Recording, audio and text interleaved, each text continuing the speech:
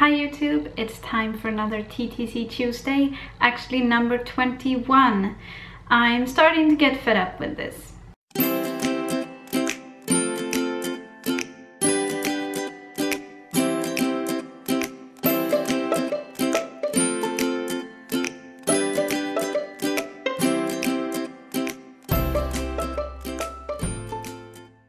So yes, we've been doing this for a while now, and we're just gonna have to keep on going for a little bit longer at least.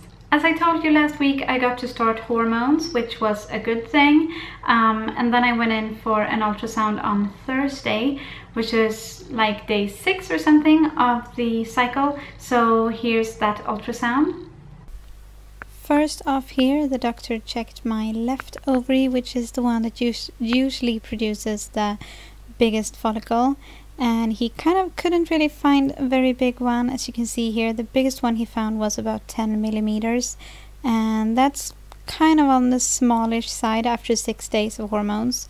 But yeah, then he went on to check the endometrium right here, and I think it's about an 8, which as far as I understand is good. And then the right ovary, which only had the small follicles, kind of as usual, but none that were growing big. So that's not super good, not really bad either, it's just kind of meh. So we just kind of had to wait, keep on going with the same amount of hormones and see what happened. And I went in for another ultrasound yesterday, or actually today, because I'm filming this today, Monday, but yesterday for you guys, Monday, I went in for another ultrasound, and here's that clip.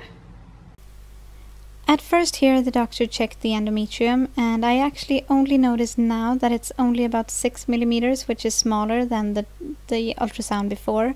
I don't know if that's bad. She didn't mention it, but then she went right to the left ovary, and she's measuring the biggest follicle, and it's about 8 millimeters, which is smaller than the last time, and that's not good at all.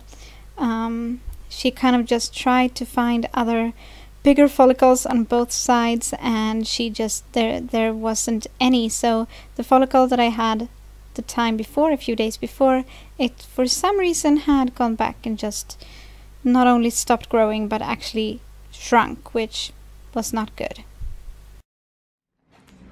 So that ultrasound obviously wasn't good either. My doctor is away talking to another doctor because I am kind of on their case to up my dosage, and apparently that's not a very easy thing to do, but she's gonna talk to the other doctor and see if I get to do that or not. So yeah, that's not very fun. After the doctor came back, she told me that we would do a compromise. She said that they usually, if they up the dosage, they do it with 25%, but we have done that once before, and I had to kind of abort that cycle because I had too many follicles, because in Sweden you don't get to take the hormone or the ovulation shot unless you have 2 follicles or less. So she said that instead of adding 25%, which will probably be way too much for me, we're gonna try to up the dosage to, let's see, 58. What I've been taking now is 42. So yeah, that's what we're gonna do from today on, and then I'm going back on Friday, which will be in 4 days. And yeah, I'm kind of giving up. I talked about this a bit last week too. I don't feel like this is gonna work, because it just doesn't go the way we want to, and I haven't ovulated since June, and it's November now. It just feels like such a long time. So yeah, frustration.